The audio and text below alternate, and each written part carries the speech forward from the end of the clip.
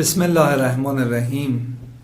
چقدر این ماه رجب ماه عزیز و لطیفیه، چقدر خداوند تو این ماه منت به بنده هاش گذاشته که هیچ کسی محروم از در خونش نره.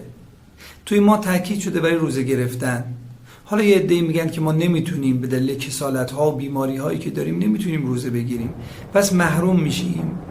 میگیم که نه، دستوراتی دادن حضرات معصومین برای کسانی که توان جسمی ندارن روزه بگیرن.